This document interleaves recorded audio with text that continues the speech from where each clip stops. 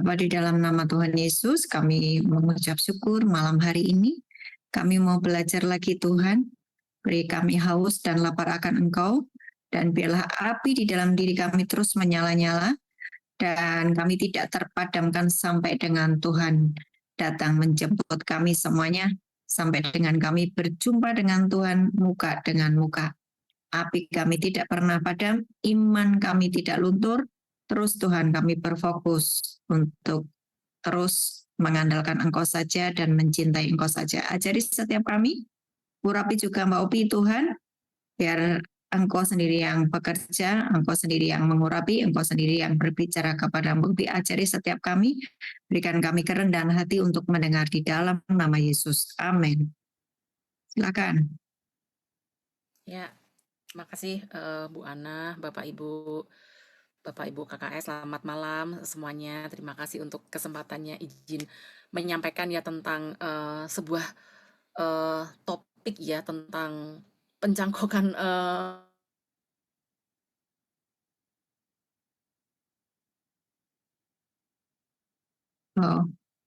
buku yang ditulis oleh Pastor Stephen ya tentang perjalanan menggembalakan bangsa-bangsa gitu. Tapi ada suatu bagian bab yang berbicara banyak tentang pencangkokan rohani, dan di situ tuh saya baru sadar hubungan saya, Bu Ana, dan apa sih sebenarnya yang terjadi di dalam cangkok rohani itu ternyata saya telisik satu persatu itu real gitu.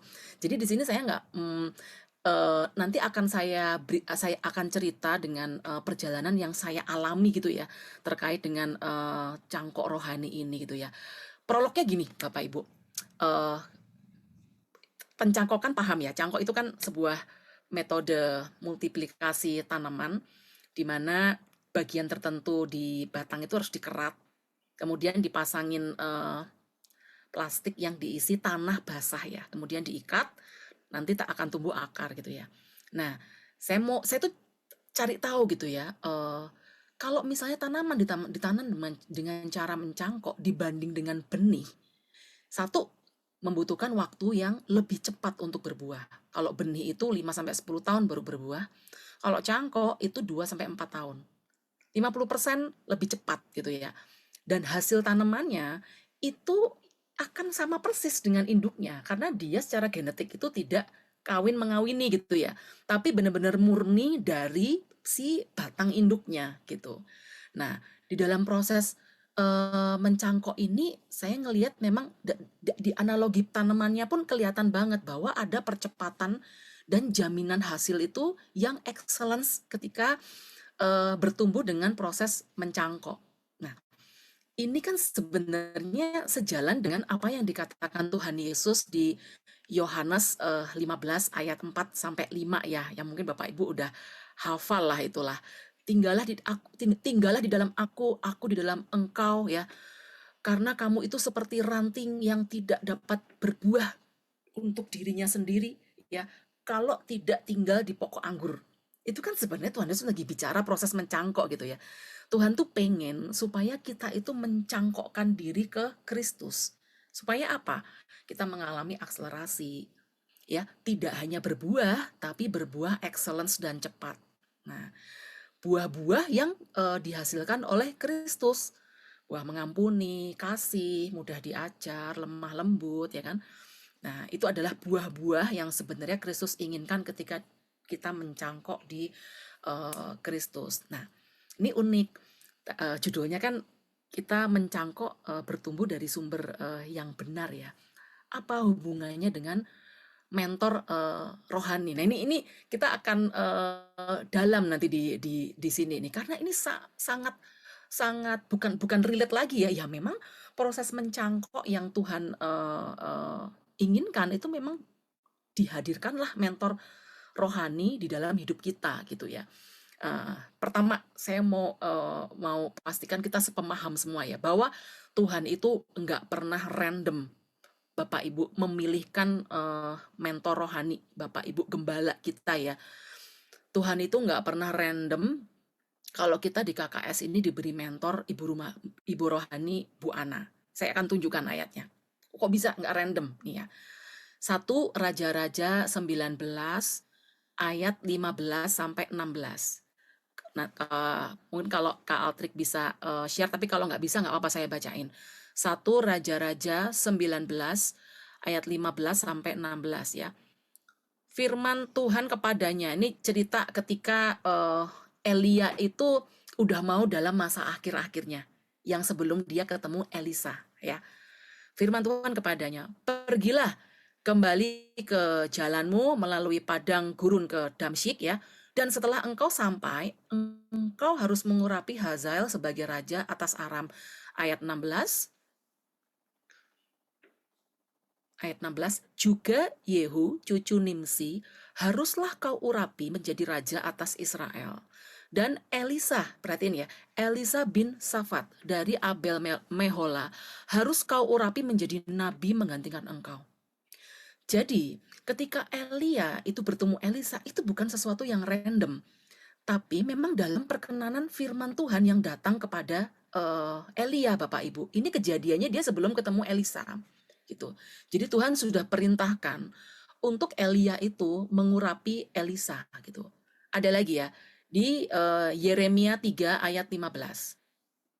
Yeremia 3 ayat 15. Aku akan mengangkat bagimu gembala-gembala yang sesuai dengan hatiku, kunya huruf besar. Mereka akan menggembalakan kamu dengan pengetahuan dan pengertian. Nah, di sini kita benar-benar terbuka ya mungkin ya, karena ternyata gembala yang dipilihkan untuk kita itu bukan kita yang asal milih gitu, cap cip cup gitu, tapi Tuhan sendiri yang pertemukan kita dengan gembala, dengan mentor rohani, dengan Bapak Ibu rohani kita ya. Nah, itu sebenarnya sejalan dengan apa yang Tuhan Yesus sampaikan, bahwa akulah yang memilihmu, bukan kamu yang memilih aku. Sama dengan Ibu Gembala, Bapak Gembala dan mentor rohani kita ini. Kok bisa sih begini ya? Karena mentor rohani kita ini diberi mandat. Ini mandatnya mandat khusus nih. Mandat untuk apa? Ini yang menarik di sini. Membangun kebenaran tapi nggak secuil-cuil, utuh gitu ya di dalam diri kita. Karena sebenarnya tanpa mentor rohani ini ya, kebenaran itu tidak memiliki akses yang dalam dan penuh gitu. Mungkin kalau apa ya, bayang-bayangin ya, ada bedanya kan, kita dibimbing sama enggak. Udah, itu renungkan itu aja deh Bapak Ibu. Kalau saya jujur, kalau saya enggak dibimbing sih kayaknya saya udah nyegur-got sih kayaknya sih. Jadi ini sangat valid gitu ya, bahwa mentor rohani ini memang diberi mandat ya untuk membangun kebenaran itu secara utuh, nggak secuil, nggak sepotong, tapi utuh. Bagaimana Tuhan itu mau bicara ke kita tuh secara intens itu lewat mentor rohani kita gitu. Itu salah satunya untuk mencongkel kedagingan kita yang masih melekat ya, bahkan yang masih di alam bawah sadar, yang sekarang Ibu lagi intens bicara ya.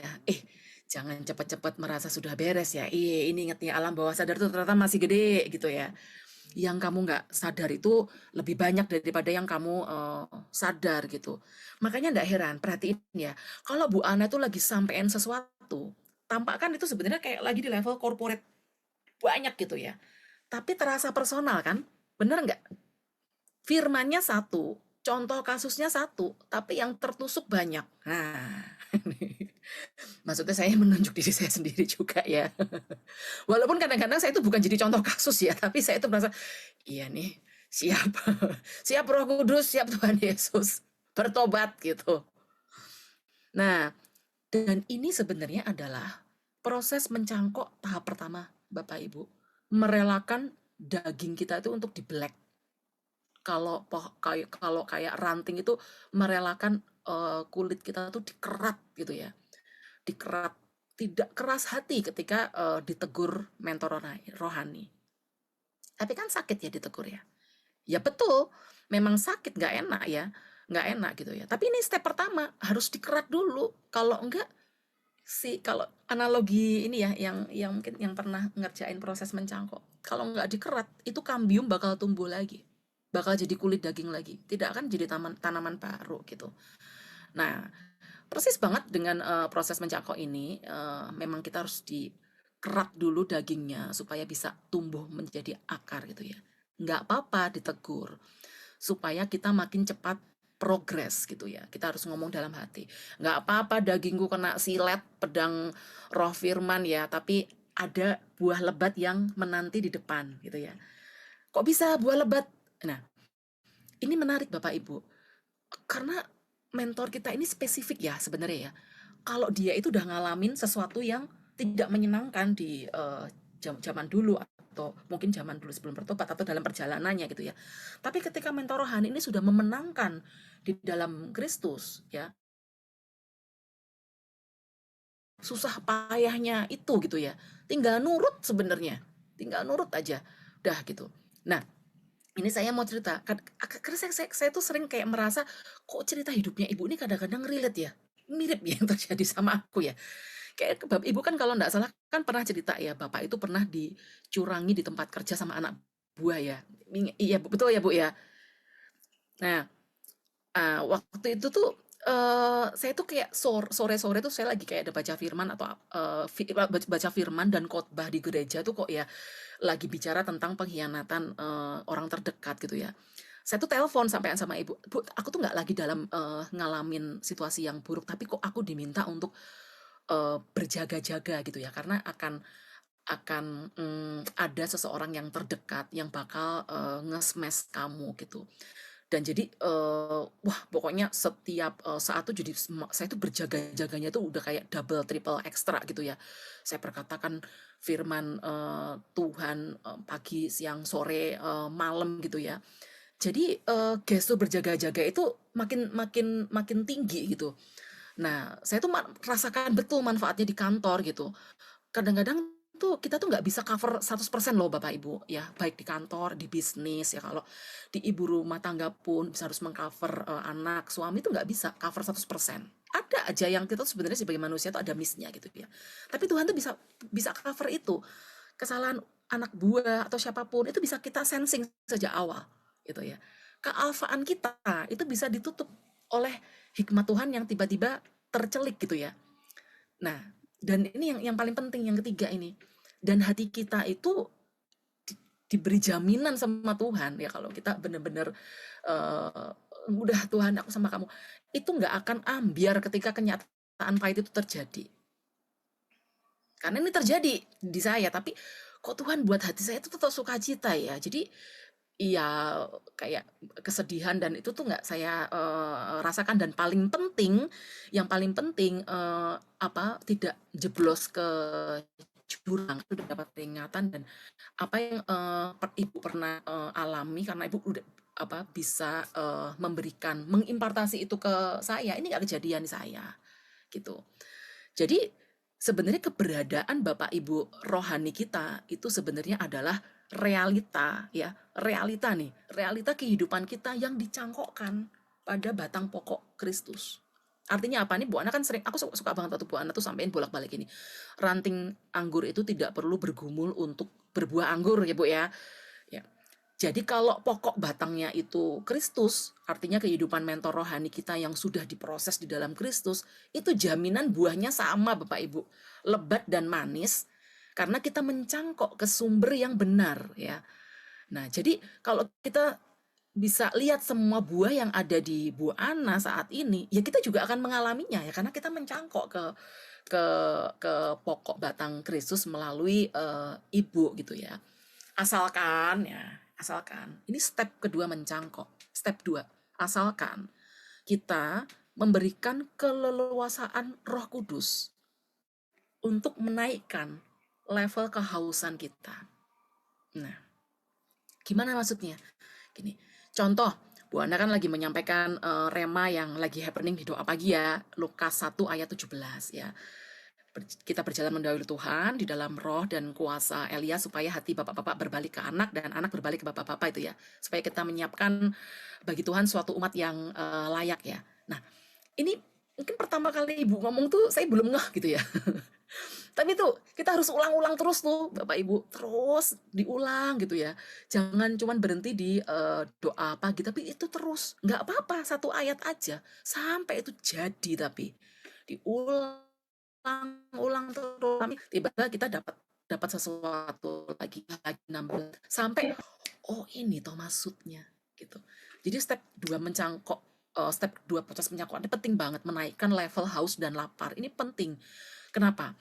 Karena sebenarnya yang kita lakukan itu ya, kita tuh sebenarnya lagi kayak menimba sumur rohani ya dari mentor kita, ngambil air gitu.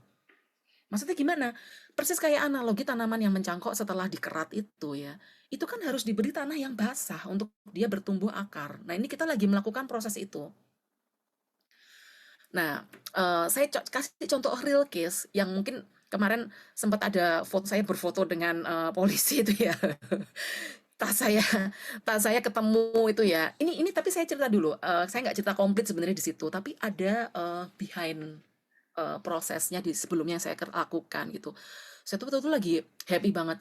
Wow, aku suka banget Bu sama ayat ini. Aku menaruh firmanku di dalam mulutmu ya, dan engkau dalam tudungan tanganku gitu kan. Aku senang banget ya rasanya ya, senang banget. Sampai saya cerita sama ibu, ibu dapat apa? Karena aku mau dapat lebih banyak lagi gitu. Ibu dapat ya kamu anak raja, perkatakan dan akan terjadi gitu. Jadi saya terus ngomong terus ayat itu ya. Bahkan lagu pujanya pun menyesuaikan, tiba-tiba tuh di diarahkan ke lagu Lingkupiku itu kan. Itu terus dalam perjalanan mudik dan terjadi sesuai iman. Waktu itu ada mujizat tas saya yang isinya uang cukup banyak yang tertinggal di toilet karena mungkin teledoran saya ya, itu ketemu dalam keadaan utuh, tidak hilang sedikit pun. Artinya kalau ada ayat yang kira-kira itu ini Tuhan kayak lagi bicara, ini terus renungkan Bapak Ibu. Saya dapat mungkin cuma satu pas itu, tapi hati saya udah kayak happy gitu. Saya senang banget.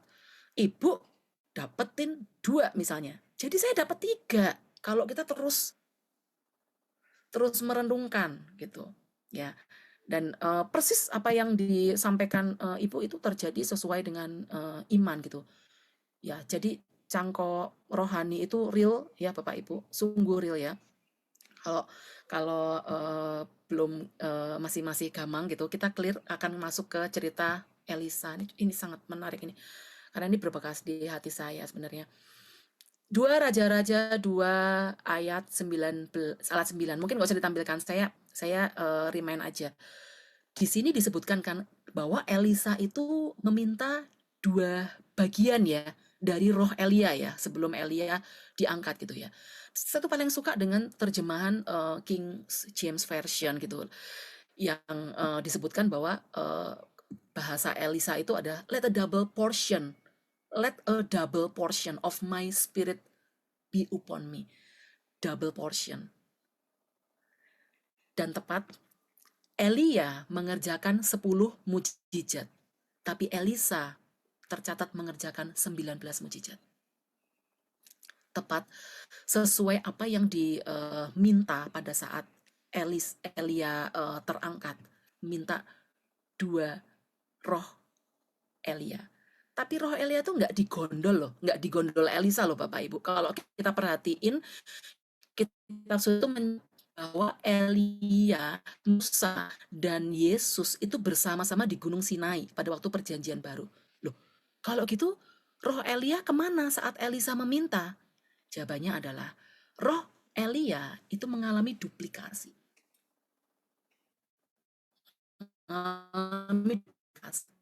Bisa itu. Pengen dong, ya kan? Kok bisa seperti itu? Ini adalah step mencangkok tahap 3. Karena Roh Kudus membuat Elisa menerima beban pelayanan yang diberikan Tuhan kepada Elia. Jawabannya itu. Mengapa Elisa bisa mengalami seperti itu? Karena perhatikan ya, misi yang dikerjakan Elia ini dilanjutkan oleh Elisa. Perhatikan mujizat-mujizat yang dilakukan Elisa, membelah sungai Yordan, membangkitkan perempuan Sunem ya, orang mati hidup kembali melalui tulang Elisa. Itu enggak satupun mujizat Elisa itu untuk dirinya sendiri loh, tapi untuk melayani. Nah, di mana itu adalah hatinya bapaknya Elia gitu.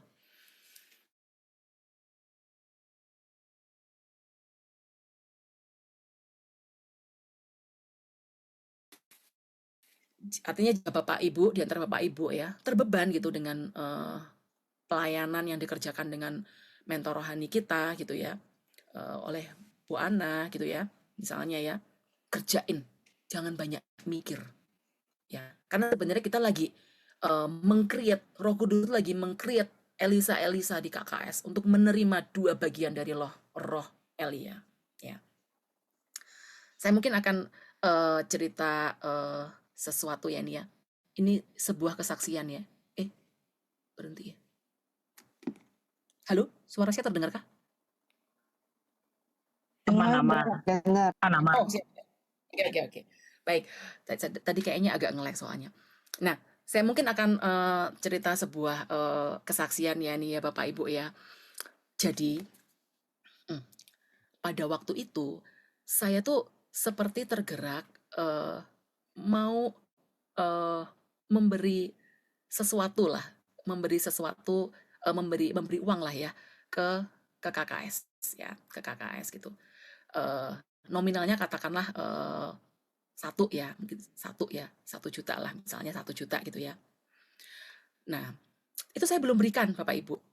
Saya belum berikan gitu ya.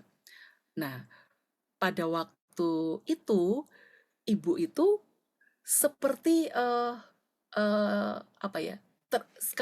Mukanya Bu Ana tuh seperti terbayang di dalam pikiran saya. Memang saya harus memberikan itu ke ibu gitu ya. Nah, terus setelah itu ibu tuh cerita, saya tuh seperti lagi membagi-bagikan kue ya di lapangan gitu. Dan pada saat itu Mimpi. mimpi di Ya, kau lapangan itu mimpi.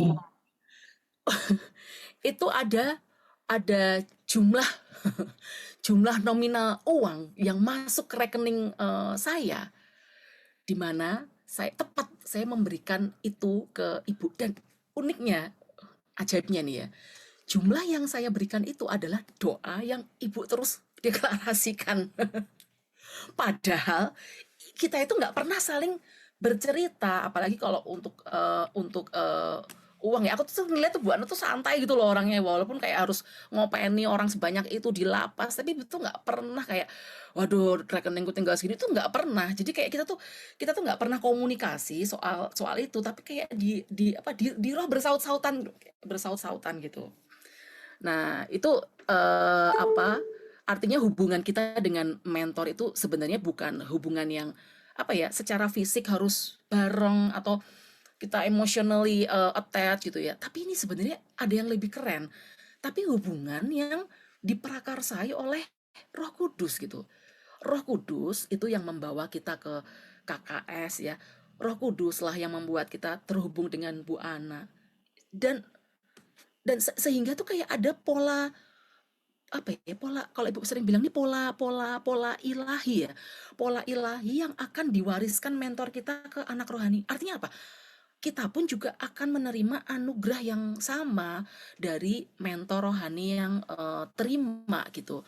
Karena kita sebenarnya lagi mengerjakan proses mencangkok ya, bertumbuh dari sumber yang benar gitu ya.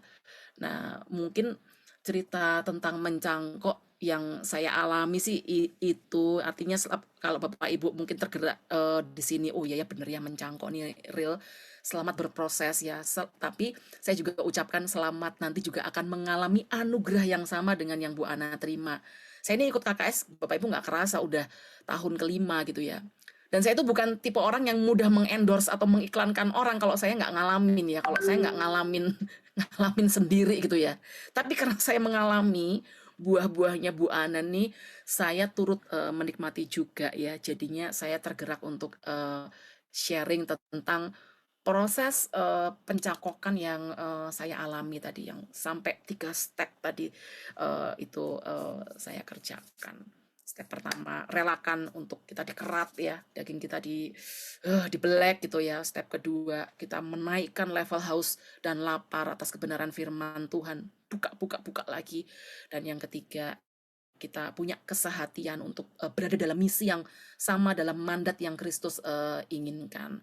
Mungkin itu ya Bu Ana dan Bapak Ibu yang bisa saya sharingnya. Terima Mbak Obi, kasih.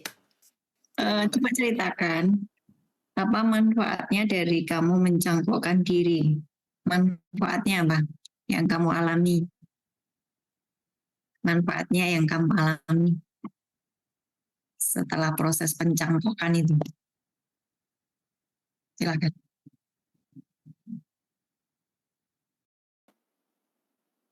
Iya. Kalau manfaat yang saya alami itu kayak proses akselerasi itu nyata ya. Kayak itu cerita-cerita yang Ibu alami, yang dulu Ibu udah menangkan ya. Itu saya tuh kayak bisa saya kayak bisa dikasih warning, kamu nggak harus ngalamin selama selama selama aku tuh real terjadi gitu loh ya. Mungkin saya cerita ya Bapak Ibu ya. Ini kayak mujizat tahun 2025, persis tahun kemarin. Mana ada sih orang biasa-biasa di kantor ya. Saya tuh biasa aja, bukan orang yang pintar Bapak Ibu, karena Tuhan tolong jadi saya tuh ini ya, tapi saya tuh biasa-biasa aslinya. Tapi waktu itu tuh setahun tuh saya kayak bisa naik grade tuh 2 kali gitu. Padahal teman-teman saya tuh kayak kayak naik grade tuh kayak harus bersusah payah 3 tahun ya sampai baru sekali. Tapi kok ini cepet ya, sih juga heran gitu. Nah itu kayak itu baru satu ya, dan hal-hal yang lain sebenarnya kalau saya cerita peristiwanya banyak banyak banget gitu. Tapi apa yang Ibu alami dan Ibu sudah menangkan itu saya terima gitu Bu. Akselerasi ya, jadi percepatan. Memang betul, salah satunya adalah akselerasi.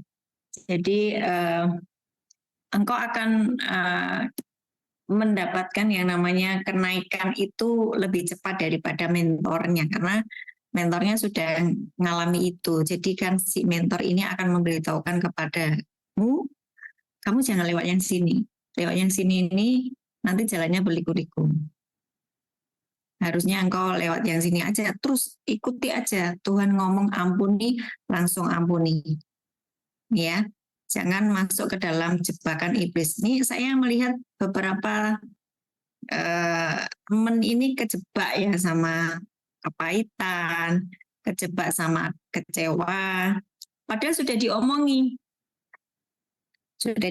nih. Bapak Ibu harus segera melepaskan pengampunan. Kalau enggak, engkau berproses di situ lama dan engkau tidak sadar bahwa itu engkau kena panah api si jahat. Ya udah diomongin terus. Ini saya bagian dari mentori itu adalah membongkar ketidakakuratan. Bukan menghakimi loh, beda loh. Membongkar ketidakakuratan. Ada yang salah di dalam hidupmu. Salah satunya misalnya ya, saya sedang membongkar seseorang. Salah satunya adalah kamu terluka. Mungkin terluka oleh salah satu gembala atau salah satu gereja atau salah satu mentor gitu ya. Terus engkau itu menyembunyikan lukamu dengan pelayanan, dengan mungkin engkau sibuk di pelayanan yang ini, tapi sebetulnya di dalam dirimu itu sebetulnya menyimpan luka. Loh, itu sebagai seorang mentor yang sudah ngalami itu udah kelihatan, ya. Nah, saudara kalau sedang dicabut errornya itu jangan ngendo. Kalau orang Jawa itu bilang ngendo itu apa ya? Ngendo itu apa sih ya? Menghindar atau membuat tembok perlindungan. Enggak kok, aku sudah mengampuni.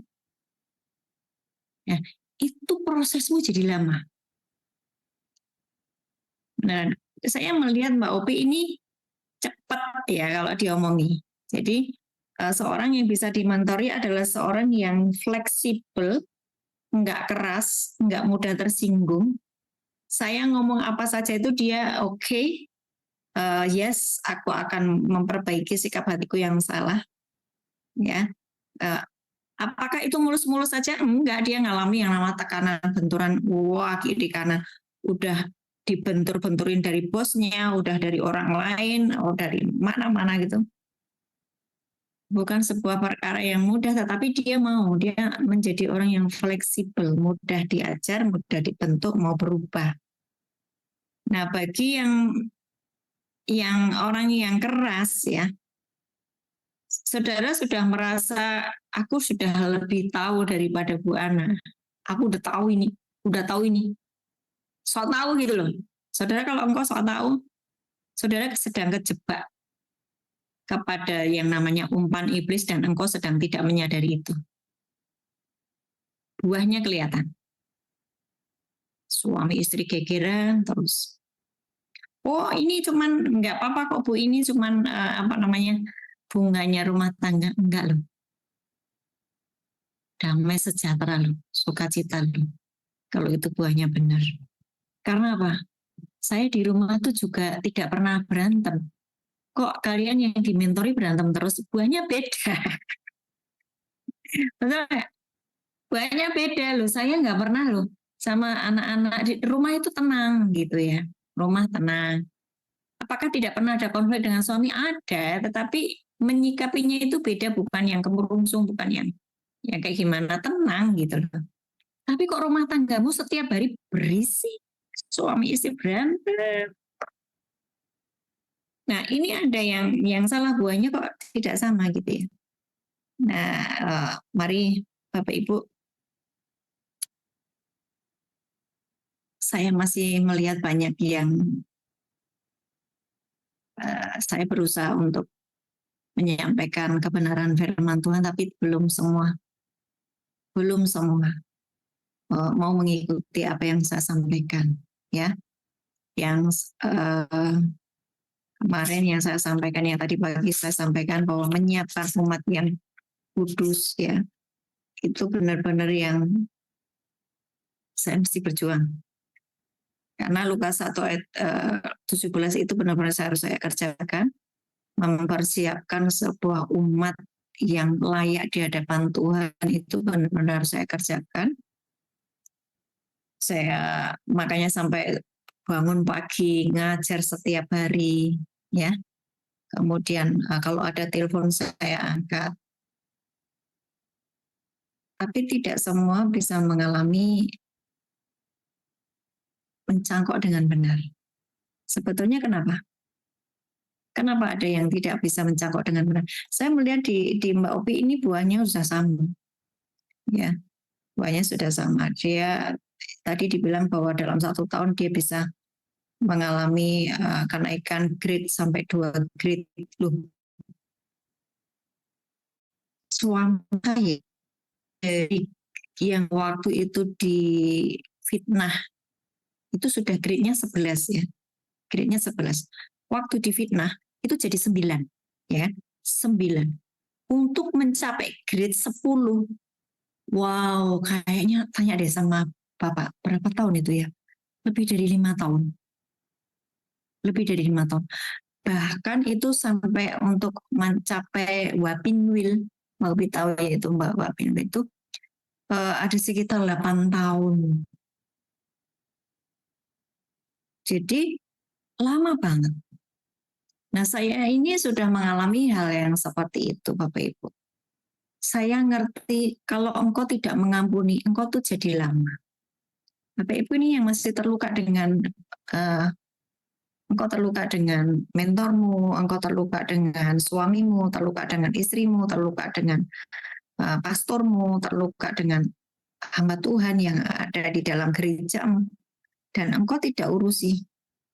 Sepertinya engkau baik-baik saja, tapi engkau sedang dalam jebakan iblis. Hati-hati loh. Hati-hati. Dan di awal tahun kemarin itu Tuhan sudah kasih kasus. Bapak Ibu sudah tahu semuanya kasusnya yang kemarin habis meninggal itu. Benar-benar. Ya. Ini sebuah kebenaran yang benar-benar warning buat KKS. Satu hal aja, kalau mentornya ngomong ampuni, supaya apa? Masa depanmu terbuka dengan sangat ajaib. Engkau menerima semua yang Tuhan sudah sediakan. Waktu engkau masih kesal, engkau masih sakit hati ketika dicurangi. Engkau sakit hati ketika engkau ditolak. Engkau sakit hati ketika engkau tidak dipakai lagi. Sakit hati. Sepertinya engkau korban. Tapi iblis sedang bermain di situ. Besok pagi saya akan bahas ini. Bagaimana mendeteksi panah-panah api dari si jahat ini. Oh, ternyata kamu tuh kena panah api. Seringkali kita tidak menyadari bahwa kita ini kena panah api. Nah, ciri-cirinya orang yang kena panah api, dia tidak bisa progres. Dia tidak bisa berbuah, dia stuck. Dia stuck. Jadi Bapak Ibu, mari pakai waktu sebaik-baiknya ya. Jangan memiliki hati yang durhaka. Besok saya akan bahas itu, hati yang durhaka. Oke, siapa yang mau menambahkan tentang mentoring atau menduplikasi atau apa ya, mencangkokkan diri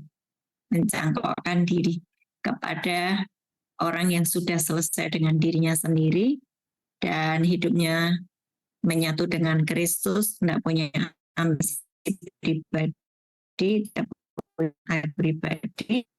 Bapak Ibu, kalau mencangkokkan diri kepada orang yang salah, ya kamu akan bentukannya salah, nggak serupa dengan Kristus. Jadi hati-hati dengan siapa Bapak Ibu mencangkokkan diri. Oke, siapa lagi yang mau menambahkan?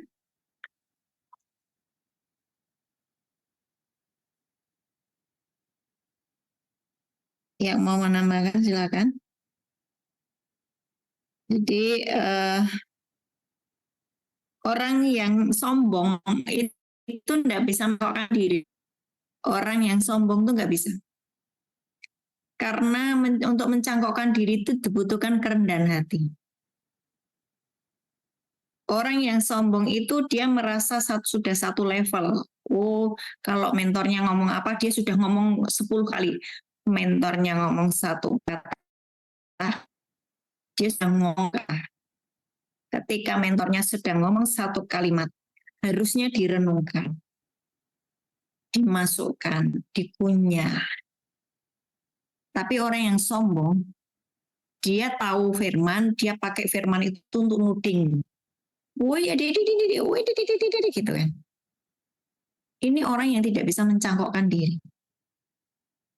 Mencangkokkan diri kepada mentor seperti Elisa. Elisa itu dia kaya loh. Lembunya aja 12. Dan dia punya skill yang bagus loh. Coba petani-petani kita tuh cuma membajak pakai 2 lembu. Itu pakai 12 lembu loh. Berarti dia punya skill yang bagus dan dia kaya. Kaya. Nah, itu bisa tiba-tiba meninggalkan semuanya dan bahkan itu lembunya dibakar sebagai korban, terus dibagi-bagikan, kemudian alat untuk membajaknya itu dibuat-buat api.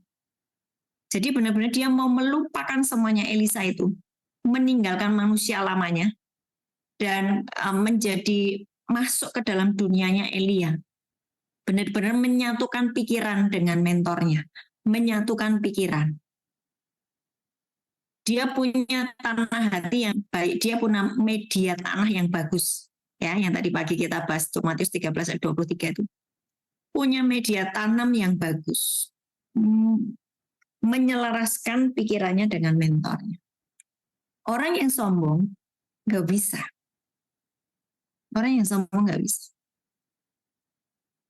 Buahnya juga nanti akan beda.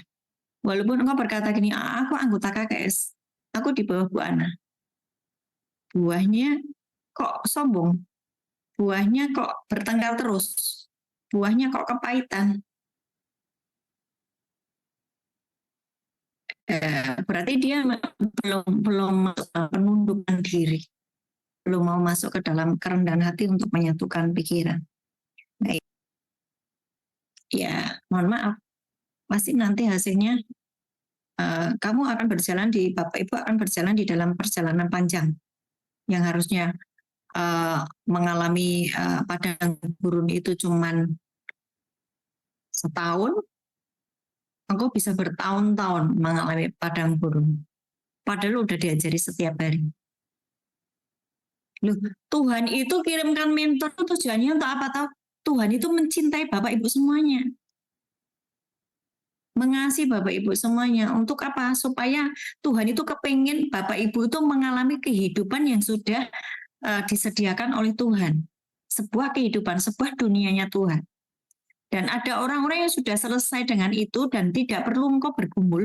Cukup engkau ngikuti teladannya dia. Makanya Petrus itu berkata pada Timotius, ikutilah teladanku. Jadilah penurutku sama seperti aku juga menjadi penurut Kristus. Nah, ini prinsip mentoring ya. 1 Korintus 11 ayat 1. 1 Korintus 11 ayat 1. Supaya ketika dia ngomong seperti itu, jadilah menurutku sama seperti aku juga menuruti Kristus. Aku tuh hidupnya menuruti Kristus dan buahnya itu ada. Kamu tinggal ngikuti teladanku. Ya. Kamu tinggal ngikuti teladanku, maka kamu akan mengalami kehidupan sama seperti yang aku alami hari ini. Betapa Tuhan itu menyediakan semuanya. Engkau tidak perlu bergumul. Kamu jangan hidup dengan kekerasan hatimu, dengan kesombongan, kecongkakanmu, sakit hatimu, kepahitanmu. Sudah selesai wajar.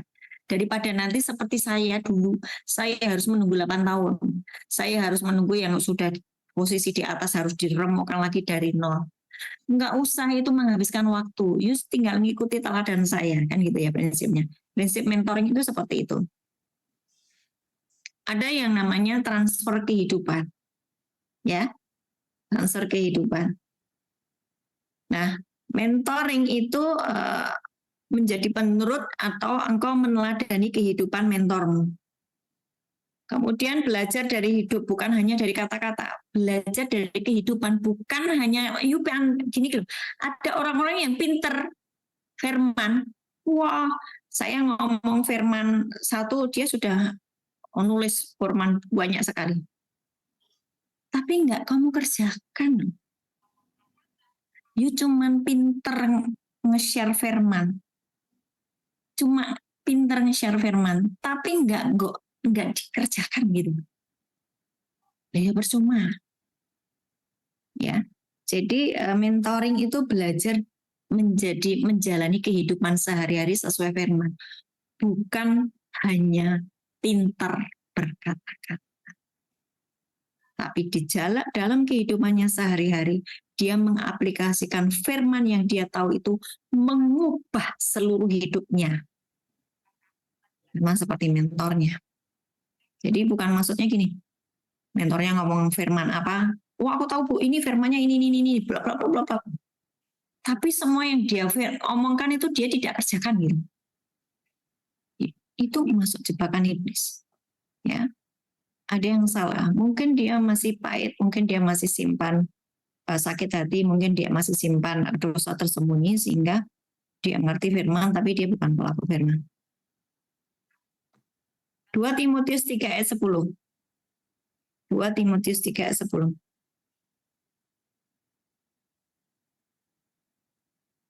Timotius ini mencangkokkan diri kepada Paulus ya. Yang saya suka dari pencangkokan itu ya kehidupannya Elisa ya. Kalau yang di Timotius ini tidak begitu diceritakan dengan detail, tapi antara Elia dan Elisa itu detail ya. Lebih jelas. Kalau ini Paulus dengan Timotius, tetapi engkau telah mengikuti ajaranku, cara hidupku, pendirianku, imanku, kesabaranku, kasihku, dan ketekunanku. Lu ini loh banyak loh yang diikuti. Ajarannya diikuti, cara hidupnya diikuti, pendiriannya diikuti, imannya diikuti, kesabarannya, kasihnya, ketekunannya. Loh, saya sudah meneladani semuanya.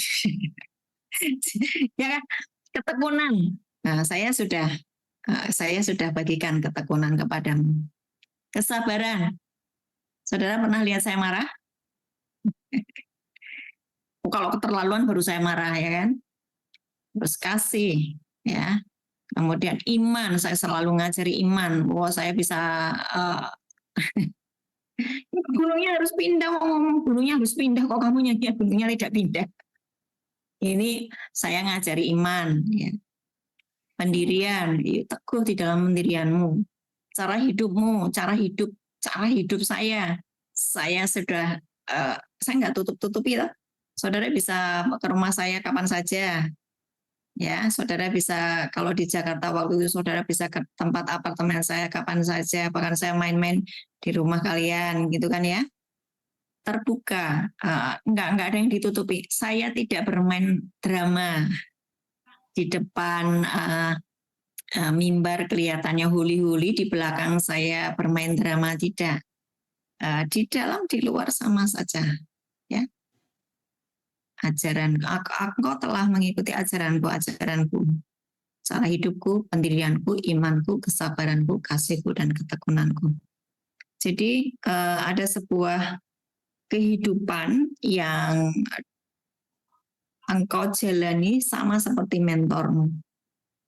Nah, ini orang-orang yang seperti ini nanti mengalami yang namanya akselerasi, berbuah lebat cepat, ya. Contohnya tidak berbuah lebat cepat, stuck hidupnya, gitu-gitu aja dari dulu, nggak ada progres. Kemudian apa ya, mentoring itu satu tadi harus tunduk, submit, maksudnya nggak bisa orang yang sombong itu nggak bisa dimentoring.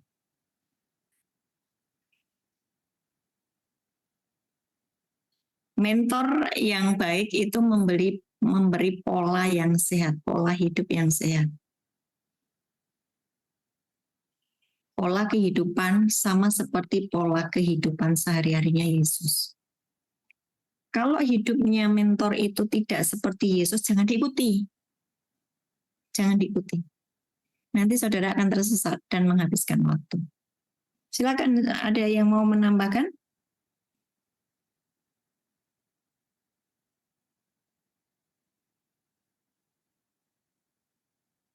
Nah, kalau yang sombong itu saudara-saudara gimana, Bu? Tapi kan kita harus nolong. Wah, kalau yang sombong itu saudara kita. Iya, Bu. Jadi Contoh gimana, Ben? maksudnya saudara sendiri itu misalnya adik gitu kan. Nih sekarang nih kan saya lagi di Sorong nih, Bu. Yo, udah nyampe ya? Di Sorong udaranya keren banget loh ya. Ya kan? Aduh, ya. Nah, jadi kan apa ya?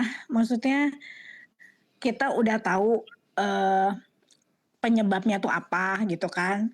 Terus udah gitu dengan berbagai cerita kehidupannya. Terus nah aku tuh pengen masuk gitu loh, bahwa maksudnya semua itu tuh penyakit segala macam tuh ada di hati dan pikiran, ya kan.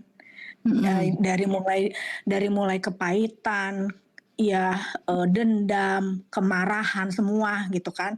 Akhirnya jadi komplikasi lah semua penyakit-penyakit itu gitu. Nah, mau masuk untuk ya dia sendiri kan ngelihat gitu ya, apa namanya, aku tuh sudah pulih gitu kan. Nah, terus tapi ya tapi dia tuh masih sombong gitu loh. Jadi misalnya aku ngomong tuh ya nggak pernah didengar. Nggak didengar, tapi karena ini saudara, ya aku tuh harus sampai ngedatengin dia gitu kan, karena udah sakit parah dan aku tuh harus sampai mungkin nanti nganter ke Penang segala macam. Nah, itu maksudnya ini karena saudara aku harus nolong, tapi dianya nggak mau ditolong, jadi bingung gitu, gimana, Bu? Lah kamu dipanggil ke Sorong itu atas permintaannya dia atau enggak? Iya, Terus kamu disuruh nganter ke Penang juga? iya. Karena memang udah nggak berdaya. Ya Jadi udah kerjakan aja itu. Bagian yang menasehati diam aja.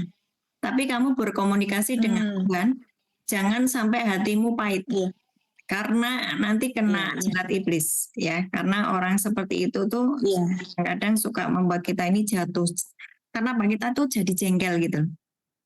Ini iya, orang ya sudah udah remuk kayak gini masih sombong, masih iya, kayak gitu kan. Jangan sampai iya. kamu yang jadi sakit hati ya. Pokoknya jaga hidupmu. Iya, sampai barusan juga kan aku barengan sama pegawainya gitu. Jadi ini juga untung ada pegawainya gitu kan. Nah si pegawainya sendiri tuh juga ngomong gitu loh. Iya makanya kan tadi aku buka Zoom ini kan sambil perjalanan ke hotel gitu kan. Nah terus oh ini Bunda belajar tentang agama-agama kata dia gitu kan. Iya, dari tadi kan Zoom gitu kan. Nah terus dia ngomong, nah udah suruh masuk aja ke Zoom ini adiknya Bunda. Si ibu tuh ngomong harusnya jadi gimana caranya ngeluarin pikiran-pikiran dendam-dendam yang dulu-dulu segala macam itu. Nah jadi maksudnya si pegawainya ini aja juga bisa menilai dan bisa iya bener yang dikatain Bunda tuh bener, tapi gimana caranya supaya Ibu tuh bisa kayak gitu mengeluarkan semua pikiran-pikiran yang ada di apa yang ada di pikirannya selama ini katanya gitu. Ini anak buahnya ini Nasrani. Iya, Ya, sampai anak buahnya aja bisa iya, kata seperti itu ya kan? iya. Artinya betapa parahnya. Nah ini loh, Bapak Ibu saya minta maaf sebentar, jangan close dulu, Lisbeth. Iya. Bapak Ibu saya mohon dengan sangat hari ini beresi semua kepahitan. Iya. Kalau engkau pernah terluka dengan pastor, romo, pendeta, suami, istri, siapapun itu. Kalau Bapak Ibu tidak beresi hari ini, engkau sudah ada yang namanya dalam jebakan iblis, dalam umpan iblis, udah jadi umpannya iblis. Kalau sudah jadi umpannya iblis itu saudara tidak sadar bahwa engkau tuh sudah ada di under apa ya tekanan iblis gitu. Masih bisa nggak share firman? Bisa. Masih bisa nggak untuk pelayanan ke sana sini? Bisa. Tapi ketika engkau tidak mengampuni, pahit, luka, Bapak Ibu masuk ke dalam umpannya iblis. Waktu sudah masuk di dalam umpannya iblis. Wah, tidak bisa menikmati kesehatan ilahi, tidak bisa menikmati sukacita dan sejahtera, ya tak? Nah ini yang sedang dialami nih. Berkali-kali dia mencoba bunuh diri kan? Iya. Roh maut ini terus menyerang hidupnya. Kemudian sakit yang tidak ya aneh ini sakitnya. Saya minta dengan sangat hari ini. Ya Bapak Ibu beresi sama sikap hati kita yang sama. Nah, Elizabeth, pesan saya buatmu adalah ya udah tanyain you maunya apa. Antar ke Penang, ayo antar. Nggak usah kasih nasihat, udah diem aja. Tapi Elizabeth bicara terus sama Tuhan, Roh Kudus. Kalau engkau suruh aku untuk mendampingi dia, pasti ada maksud. Entah detik terakhir aku percaya bahwa dia akan bertobat. Kayak gitu loh. Iya Bu. Ya, sikap hatimu seperti itu. Pokoknya aku minta dengan sangat jangan sampai kamu kepancing emosi dan buka jalan. Lisbeth, di Papua itu atmosfernya tidak bagus karena aku dulu sering aku pernah di sana. Ya, you mesti jaga-jaga. banyak berdoa, banyak worship, nggak usah banyak bicara. Saya pesan sama kamu jangan banyak bicara. Iya, Bu. Banyak berdoa, banyak membaca Alkitab, dan banyak memuji Tuhan aja. Oke? Iya, Bu. Karena di sana.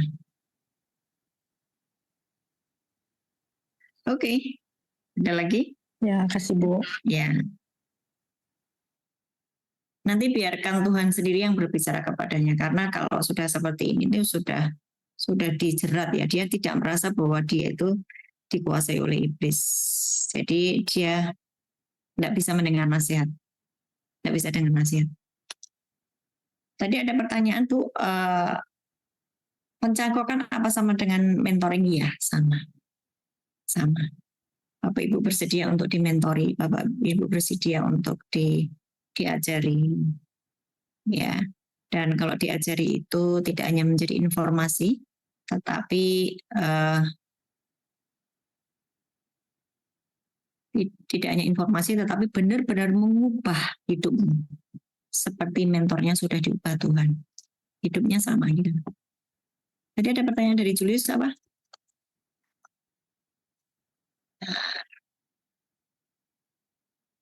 Julius ini juga udah ikut saya lama loh. Jul, kenapa bentukanmu seperti itu? Bu, mencangkokkan diri itu maksudnya apakah sama dengan menempelkan tunas ke batang indukan atau batang itu dibuat bertumbuh sendiri? Silakan Mbak Upi dijelaskan. Ya, ini sebenarnya kita nggak lagi ngobrolin pertanian ya. Tapi kalau misalnya mau dalam di ilmu pencangkokan ya kurang lebih seperti itu ya kok. Jadi kalau yang saya paham, ini kan ada ranting, ya ada ranting. Dia dikerat kulitnya biar kambiumnya tuh hilang gitu kan. Terus ini kayak di selongsong plastik itu ya Bapak Ibu ya. Terus dimasukin tanah yang lembab ya. Nanti dia tumbuh akar tuh. Nah, kalau udah ditumbuh akar, berarti dia bisa jadi tanaman sendiri. Nah, itu udah pasti buahnya sama. Gitu.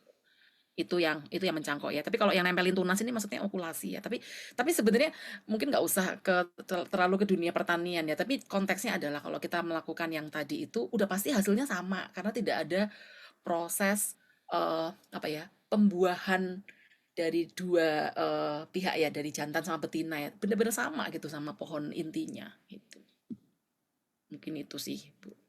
Sama seperti Yohanes 15 ya. Sama itu. Engkau tinggal nempel sama firman, nempel sama Yesus, Yesus itu firman. Engkau pasti berbuah seperti Yesus. Kayak gitu. Cuman kan Bapak Ibu nggak bisa lihat Tuhan Yesus. Bapak Ibu melihatnya orang-orang yang sudah selesai dengan dirinya sendiri, yang hidupnya sama seperti Yesus.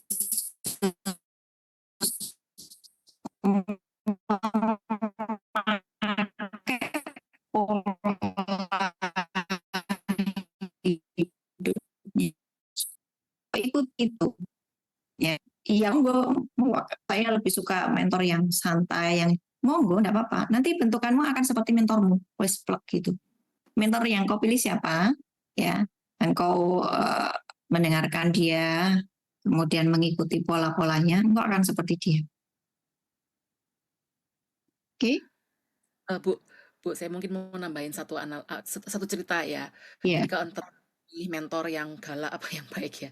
Ini mungkin cerita ini bisa kita resapi bareng-barengnya. Jadi suami saya tuh cerita dulu zaman dia SMP.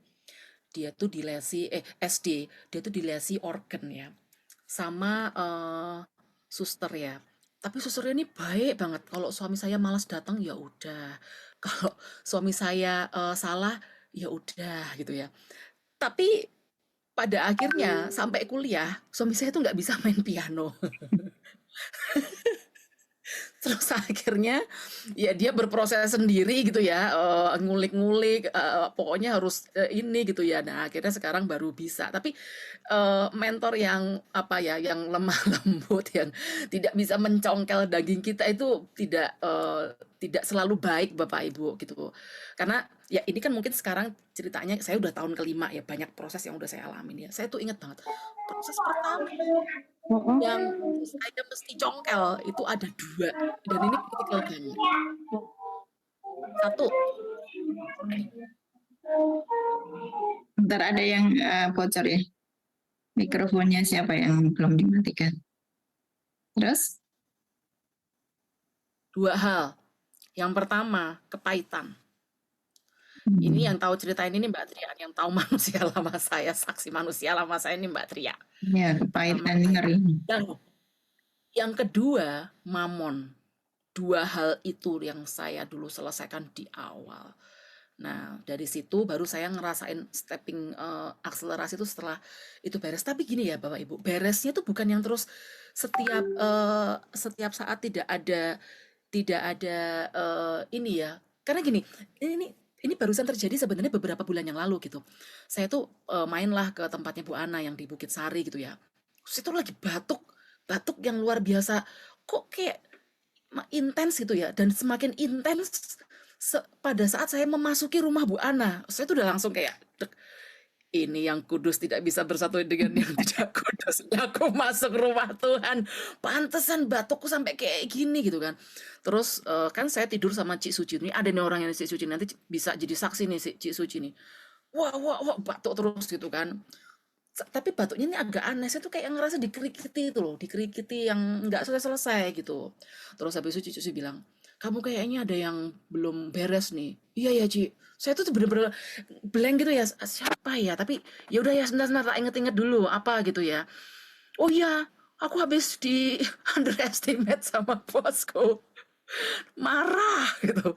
Ya udah, kamu ampuni, sampai aku doain lah tuh sama si Cik Suci. Artinya memang saya pada saat itu, kalau saya sombong, saya memutuskan enggak kok, enggak ada apa-apa.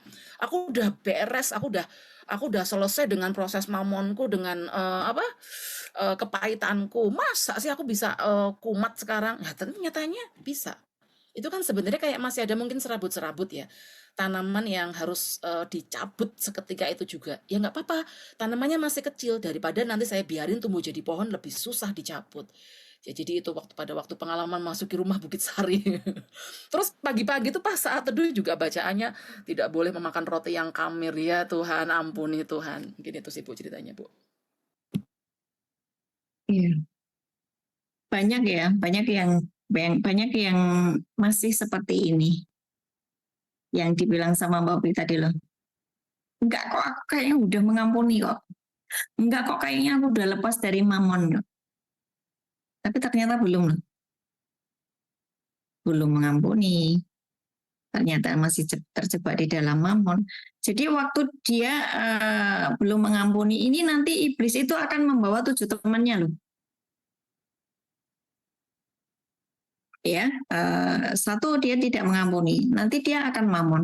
Nanti 3 dia akan balik lagi berzina. Nanti 4 dia akan maki-maki orang, sombong, bla bla bla bla itu loh.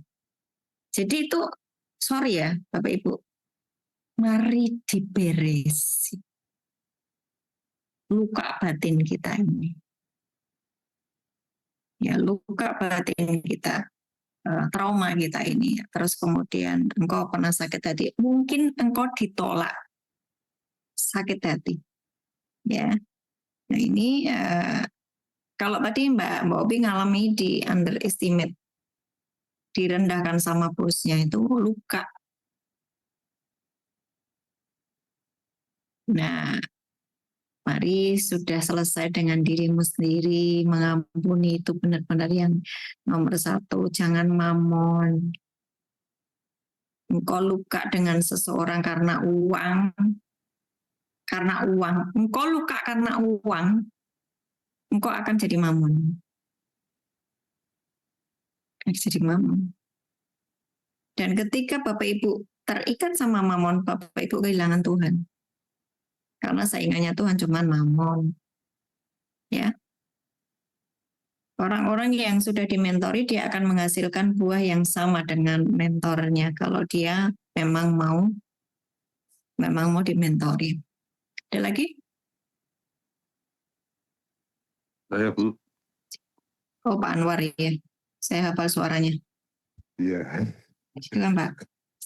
saya hanya memberi tambahan di ayat aja, Bu. Ini semua tergantung kepada yang mendengarkan. Yang mendengarkan tuh sedang dengan mentornya apa tidak. Ya. Kalau dia sedang dengan mentornya, berarti dia itu mencontoh segalanya, mengidolakan mentornya. Nah itu ayat yang saya baca di sini, Bu. Ini yang di Yohanes 15 ini tadi kalau tidak dibaca-baca. Ini contohnya Tuhan Yesus itu. Pokok anggur yang benar ini. Kalau memang semua ya mungkin ada yang belum tahu ayatnya. Ini ayat yang perlu dibaca.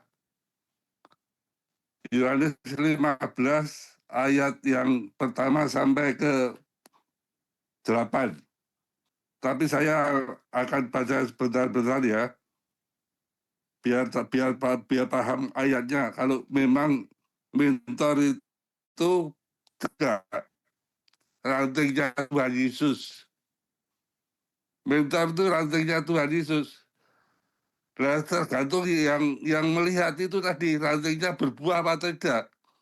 Kalau rantingnya berbuah berarti mentornya itu mentor baik, ranting yang baik. Nah kalau ranting yang baik perlu dibersihkan. Nah itu orang-orang yang punya ranting, punya mentor itu harus melekat kepada mentornya terus. Jangan lepas. Kalau mentornya tidak diikuti seperti buah tidak menempel pada rantingnya ya jatuh busuk. Ini saya bacakan saja ayatnya begini. Akulah pokok anggur yang benar dan Bapakkulah pengusahanya. Ini berarti Tuhan Yesus bersama dengan Bapaknya. Tuhan Yesus adalah pokok anggur yang benar. Setiap orang ranting padaku yang tidak berbuah dipotongnya, dan setiap ranting yang berbuah dibersihkannya supaya ia lebih banyak berbuah. Jadi kita ini ranting-rantingnya, ini seterusnya ada nanti ayat itu. Kita semua ranting-rantingnya, mentor pun ranting-rantingnya Tuhan Yesus.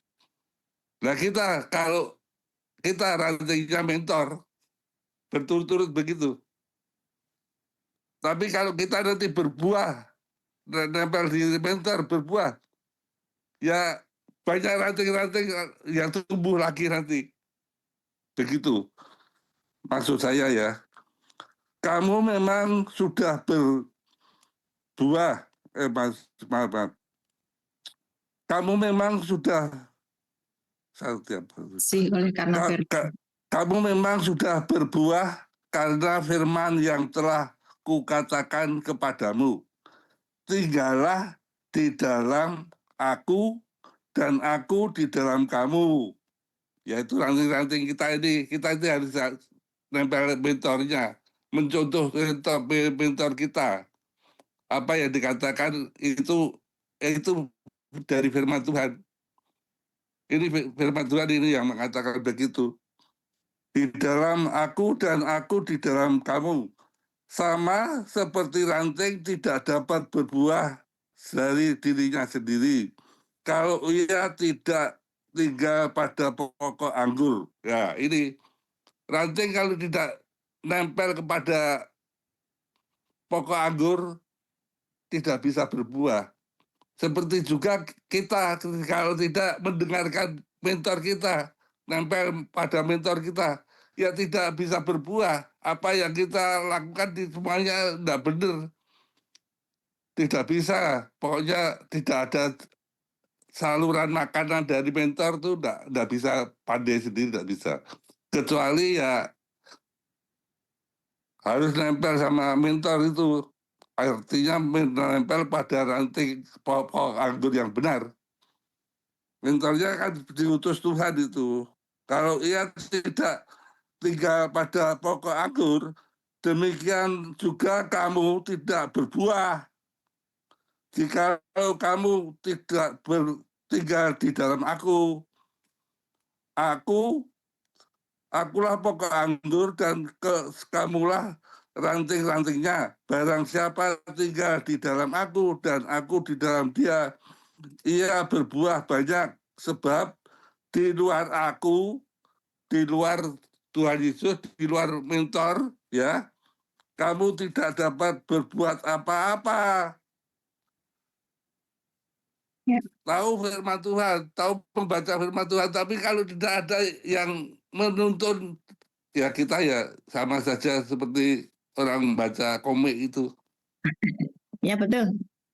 Ya itu aja Bu, saya sampaikan kepada Bu. Terima kasih. Saudara tahu Musa dan Yosua ya? Ya kan? Yosua itu ngikuti Musa kemanapun berada. Yosua itu Musa naik ke gunung, dia ngikuti naik ke gunung. Bahkan suatu saat Musa sudah turun, Yosua tetap ada di situ. Yosua itu memperhatikan setiap apapun yang dikerjakan oleh Musa. Ya, sehingga makanya kepemimpinannya diserahkan kepada Yosua ketika Musa harus pulang. Ya, Elia dan Elisa. Elisa mengikuti kemanapun Elia pergi. Tapi ini bukan berarti terus memberhalakan mentor, mengikuti teladannya. Bukan berarti memberhalakan mentor, bukan menuhankan mentor, bukan sama sekali. Engkau hanya mengikuti pola hidupnya, cara hidupnya. Terus kemudian apa yang dia sudah dapat dari Tuhan, dengarkan, ikuti. Karena gini, seorang mentor itu dia sudah diproses Tuhan habis-habisan. Ya, engkau tinggal mengikuti jejaknya, engkau tidak akan tersesat. Ya, engkau tidak perlu butuh waktu 10 tahun untuk berbuah. Engkau cukup 2 tahun engkau berbuah lebat. Engkau tidak perlu mengalami 8 tahun diproses habis-habisan. Engkau cukup 1 tahun, engkau sudah selesai. Dengan itu tinggal ngikuti, Bu, nih aku ngalami kayak gini, kayak gimana? Kak, ngalami kayak gini. Oh, kamu harus begini. Ikuti saja. Tapi kalau saudara sombong, saudara tidak mau mengikuti, ya wis, agak repot itu. Ya. Ayatnya ini Bu, ayatnya Bu. Saya bacakan ayatnya dulu sebentar ini. Oke. Barang siapa tidak tinggal di dalam aku, ia dibuang keluar seperti ranting dan menjadi kering.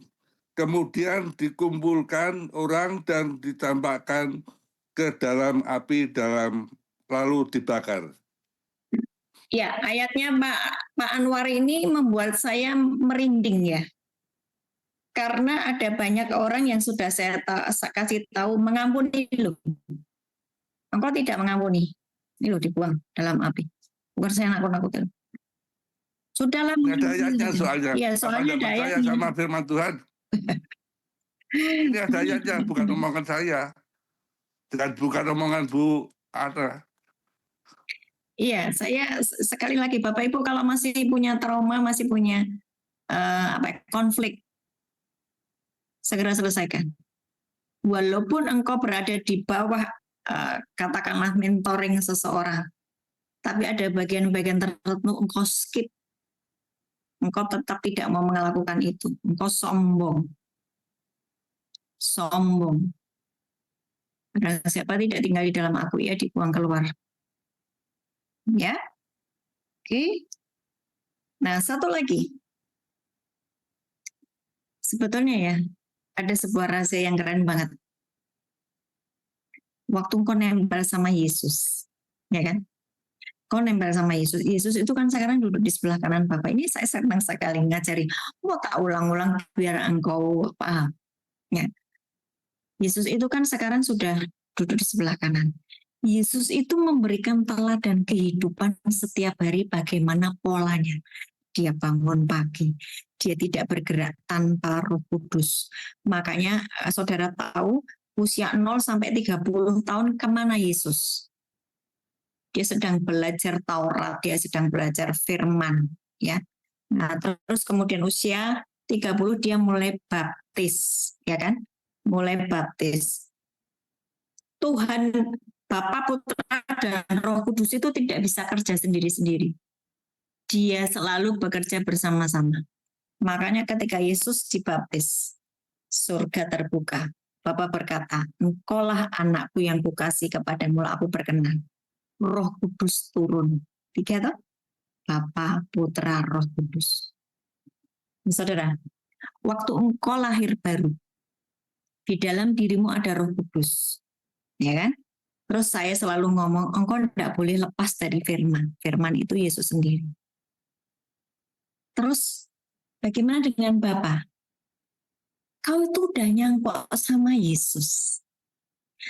Tinggalnya tuh sama Yesus. Ya kan? Kalau engkau mengasihi aku, engkau akan menuruti firmanku, dan kami akan diam di dalam engkau. Engkau sudah nyatu sama Yesus. Posisimu tuh sekarang di sebelah kanannya Bapa. Itu nyangkut dengan Yesus tuh keren banget.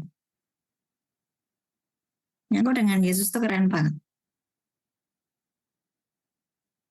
Tapi tidak semua orang itu bisa nangkap apa yang saya sampaikan ini loh. Buktinya apa tidak bisa nangkap? Wong saudara masih sombong. Saudara masih kepahitan. Saudara masih suka gosipin orang. Oh, jelek-jeleki romonya, jelek-jeleki hamba Tuhan sana. Oh, jelek-jelek, oh dia dulu pernah nipu saya, oh dulu saya pernah gini. Masih seperti itu kok. Berarti nggak paham. Berarti saudara itu dimentori tapi ndablek. Ndablek sakarmu dewe gitu loh, semaumu sendiri. Buahmu pasti, saudara buahmu, engkau ngomong firman, orang-orang akan alergi sama saudara. Karena di dalam dirimu belum mengalirkan aliran kehidupan. Saudara belum menjadi pelaku firman karena pahit tadi loh. Sakit hati, tidak mengampuni. Buahnya tetap pahit. Saudara ngomong, Bapak Ibu ngomong firman, orang itu, ngomong firman, wah, wong uripmu cek ngono kok. Hidupmu tuh masih seperti itu. Tidak ada aliran kehidupan yang kau alirkan, makanya engkau ditolak. Kenapa itu? Iya, belum mau dimentori. Gitu ya. Nah, Bapak Ibu, benar. Udah ikuti teladan saya aja. Suruh mengampuni aja. Hidupmu enjoy.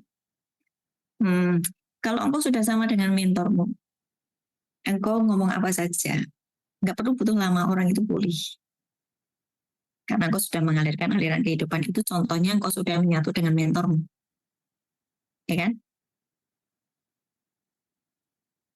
Loh, aku sudah mencoba apa yang sudah Bu Ana lakukan. Begini toh, Bu, pokoknya tahu firman.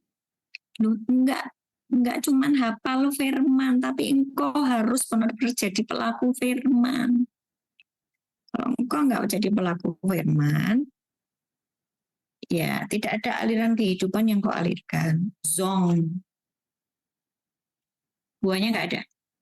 Ketika buahnya enggak ada, ranting yang kering dipotong, dibuang ke dalam api. Besok saya akan membahas tentang panah-panah api dari kuasa gelap. Mendeteksi ciri-cirinya saya kena panah api dari si jahat. Nah, besok bangun pagi ya. Nah, ciri ini. Apa ciri-cirinya kalau saya kena panah api dari si jahat? Ayatnya tuh relate sekali dengan yang kita bahas dengan hati orang durhaka. Oh, jadi durhaka. Tiba-tiba meledak, Bu. Tiba-tiba meledak.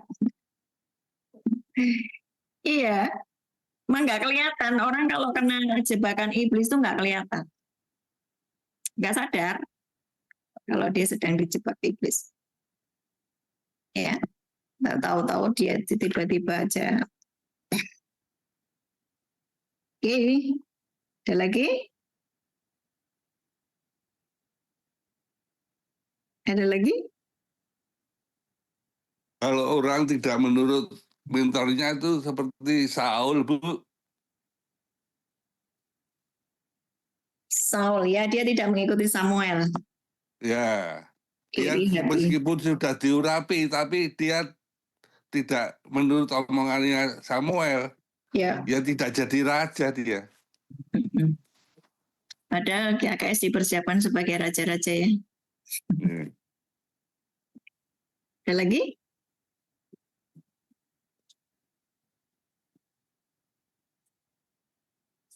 Ada lagi kah?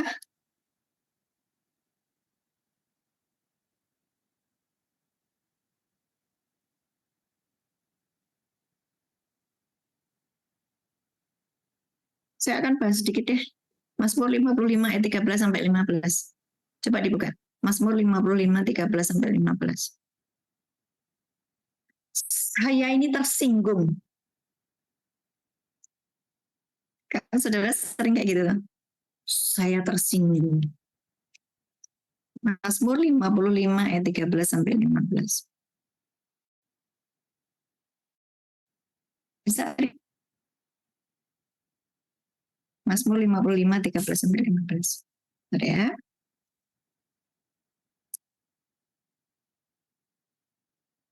Sudah perhatikan ini. Kalau musuhku yang mencela aku masih dapat menanggungnya. Kalau pembenciku yang membesarkan diri terhadap aku masih dapat menyembunyikan diri terhadap dia. 14. Tetapi engkau orang yang dekat dengan aku, temanku dan orang kepercayaanku. 15. Kami yang bersama-sama bergaul dengan baik dan masuk rumah Allah di tengah-tengah keramaian. Ini sama-sama orang percaya nggak? Ya kan? Sama-sama orang percaya. Tapi kita ini terluka dengan satu komunitas kita. You terluka mungkin dengan mentormu. Engkau terluka dengan, jadi tersinggung gitu loh. Tersinggung. Nah, orang-orang yang seperti ini, saudara mesti ngerti ya, keadaan manusia pada akhir zaman itu 2 Timotius 3 ayat 1 sampai 7 itu berapa ya? 2 Timotius 3. Itu ngomong keadaan manusia pada akhir zaman itu memang mereka egois. Jadi, karena mereka egois, saudara nggak perlu tersinggung dengan mereka. Ketika engkau tidak diperlakukan semestinya, jangan menjadi seorang yang merasa jadi korban. Engkau harus memiliki yang namanya kedewasaan dalam berpikir, kedewasaan manusia rohanimu. Oh ya, memang akhir zaman ini orang pada egois. Terus kalau saudara tersinggung dengan pastormu, saudara tersinggung dengan mentormu, saudara tersinggung dengan hamba Tuhan. Loh, tapi kan dia hamba Tuhan, Bu. Kenapa kelakuannya seperti itu? Ya mungkin dia hamba Tuhan yang belum selesai dengan dirinya sendiri. Saudara nggak usah tersinggung. Loh, ketika saudara tersinggung, iblis akan memakai itu sebagai umpan. Nah sekarang, lagi banyak orang yang kena umpannya iblis. Gara-gara nggak mengampuni. Ini saya bahas sedikit saja, tapi mari nanti malam ya siap-siap untuk mengkoreksi. Tuhan, aku mau dikoreksi. Aku nggak mau keras hati. Aku nggak mau hidup sama aku sendiri. Yuk, saudara, saya mau doain Bapak Ibu semuanya. Buka kameramu. Buka kameramu. Saya mau berdoa buat kalian semuanya. Karena waktunya sudah sangat singkat. Waktunya sudah sangat singkat. Jangan mengeraskan hidupmu, jangan mengeraskan hatimu dengan kepahitanmu, jangan mengeraskan hatimu dengan traumamu, jangan mengeraskan hatimu dengan kesombonganmu, jangan mengeraskan hatimu dengan pola pikirmu yang masih ruwet. Kalau sudah diajari, ikuti saja. Ya, saya akan berdoa buat Bapak Ibu semuanya. Kalau engkau sombong, engkau kejebak dengan mamon. Kalau engkau kejebak dengan mamon, engkau akan kejebak ke dalam kenyamanan. Kalau engkau kejebak dalam kenyamanan, engkau akan susah untuk dikasih tahu. Kalau sudah dikasih tahu nggak bisa, saudara sudah masuk di dalam umpannya iblis. Dan itu terlalu berbahaya. Karena ini adalah masa-masa terakhir. Hari ini Bapa di surga, aku serahkan anak-anakmu ke dalam tangan. Engkau melihat satu persatu kami ya Tuhan Yesus. Bongkar Tuhan sikap hati kami yang masih salah. Kami masih sombong, kami masih arogan. Sebetulnya kami masih terluka Tuhan. Tapi kami menutupi luka itu dengan pelayanan. Kami tutupi luka itu dengan kami terus sharing firman. Tapi sebetulnya kami luka Tuhan. Hari ini Tuhan, kami mau bongkar semuanya. Tuhan Roh Kudus bongkar hati kami. Bongkar kesombongan kami. Bongkar kepahitan kami. Bongkar sikap hati kami yang salah, yang bengkok di hadapan-Mu Tuhan Yesus. Kami meremehkan semuanya dan kami mulai tinggal di dalam kenyamanan. Oh, Tuhan Yesus tolong. Oh, karena para Bapak. Yes, Tuhan Roh Kudus sedang membongkar hatimu yang penuh dengan batu, hatimu yang penuh dengan semak duri. Oh, di dalam nama Tuhan Yesus dibongkar hari ini. Tuhan berikan hati yang baru. Tuhan berikan hati yang baru, biar terjadi pertobatan. Saudara, kalau engkau pengen nangis-nangis saja. Karena Tuhan hari ini memberikan kesempatan anugerah kepadamu. Tuhan, rasanya sulit sekali untuk aku lepas dari ingatan itu. Susah Tuhan, aku masih terus teringat. Tuhan, aku mau mengampuni, tapi dia terus bikin salah lagi. Tuhan, aku nggak sanggup lihat wajahnya, bahkan aku nggak sanggup untuk ketemu dia. Tuhan, peristiwa itu masih teringat-ingat terus di dalam diriku. Aku, Tuhan, sulit untuk mengampuni. Saudara, ngomong sendiri sama Tuhan. Aku tidak mau pakai kekuatanku sendiri. Engkau berkata ketika aku menjadi manusia baru, menjadi ciptaan yang baru. Roh Kudus diam di dalam kami. Engkau memberikan kepada kami hati yang baru, hati yang lembut, hati yang mudah diajar, mudah dibentuk, mau berubah. Hari ini kami Tuhan Yesus mau mencangkokkan diri kepadamu, Yesus Kristus. Tunggu, itunya sama Mbak juga nggak apa-apa. Dalam nama Yesus, bongkar semua Tuhan, bongkar semuanya. Di dalam nama Yesus, kesombongan kami, ikatan kami dengan mamon. Kami merasa bahwa doa-doa kami sudah dijawab. Kami merasa sudah mengalami Tuhan. Tetapi sesungguhnya kami masih menyimpan sakit hati. Kami masih menyimpan trauma. Kami masih menyimpan luka itu lama Tuhan. Ampuni. Saudara, ada orang tuamu yang melakukan dosa dan itu fatal. Ya, itu fatal. Dosa itu membuat rumah tanggamu itu mengandung kutuk. Ada yang orang tuanya rentenir, ada yang orang tuanya pernah membunuh, ada orang tuanya pernah pergi ke dukun. Saudara, yuk kita berdoa. Kami patahkan, kami hancurkan semua kutuk di dalam nama Yesus yang masih ada atas hidup kami, yang oleh karena orang tua kami Tuhan Yesus melakukan banyak kesalahan dan itu menimpa kami Tuhan kutuknya. Hari ini kami patahkan di dalam nama Yesus. Dalam nama Yesus. Kutuk itu ketika masih berjalan, saudara masih arogan dan sombong. Makanya sulit untuk mengampuni karena kutuknya masih bekerja.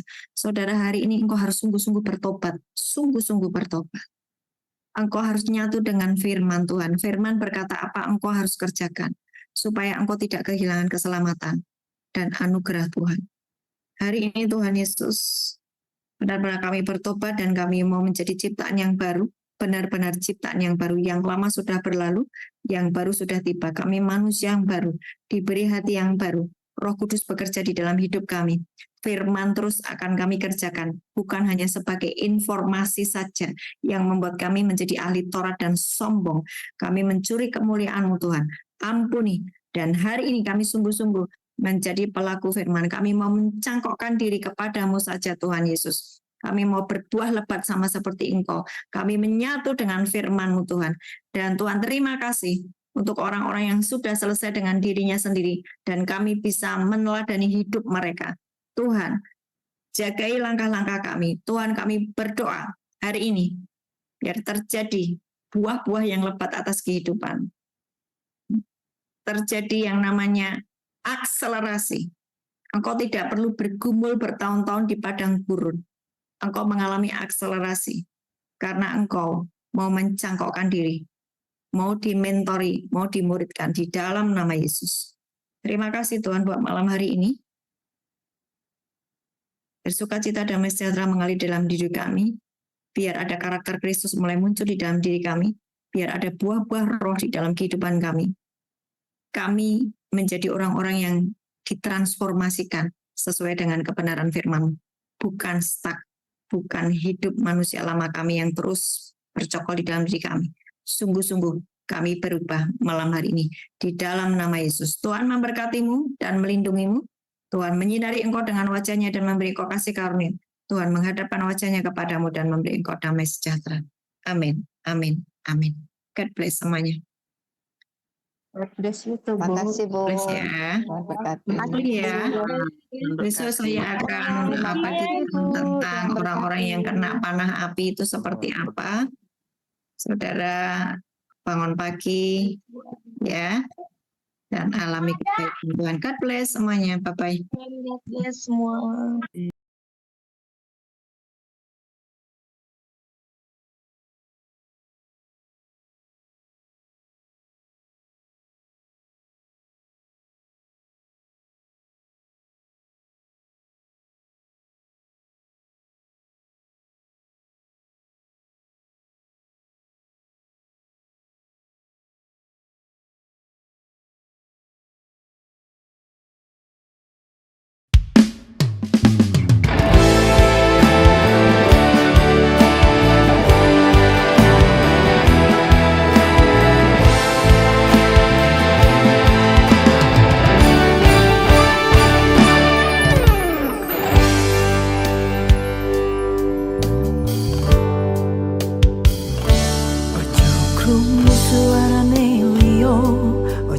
Kelem tiap puisi setan, dengarkan saja firman Tuhan.